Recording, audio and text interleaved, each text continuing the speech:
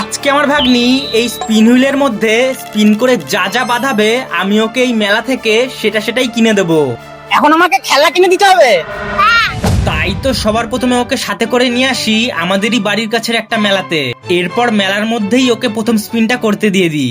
নাও প্রথম স্পিনটা করো, দেখি কি বাদে। ওকে তো স্পিন করার কথা বলতেই প্রথম স্পিনটা করেও দেয়, আর ওর প্রথমবারেই স্পিন করে আইসক্রিম খাওয়াতে হবে বেঁধে যায়। আইসক্রিম খাওয়াতে হবে?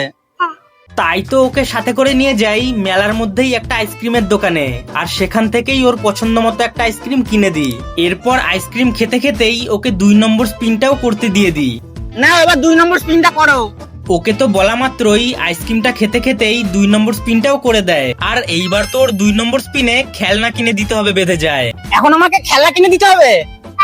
তাই তো ওকে সঙ্গে করে নিয়ে গিয়ে একটা খেলনার দোকান থেকে ওর পছন্দ মতো বাচ্চাদের পুরো মেকআপ সেট কিনে দিই। তারপর আরেকটা খেলনার দোকান থেকে এই কাঠের টিকট্যাকটোটাও কিনে দিই, যেটাকে আমরা বাংলায় কাটাকুটি খেলা বলি। এরপর আরো একটা খেলনার দোকান থেকে ওর পছন্দের কালারের একটা স্লাইমও কিনে দিই। নাও এবার 3 নম্বর স্পিনটা করো। ও ভাই, জাম্পিং এ চাপাতে হবে।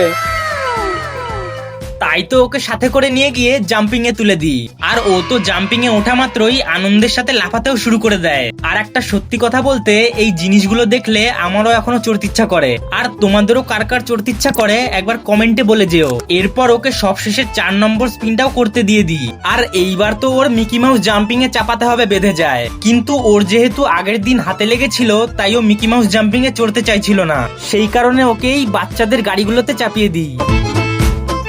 মজা হচ্ছে? এগুলো বেশ খুশি তো? সাবস্ক্রাইব করতে বলে দাও।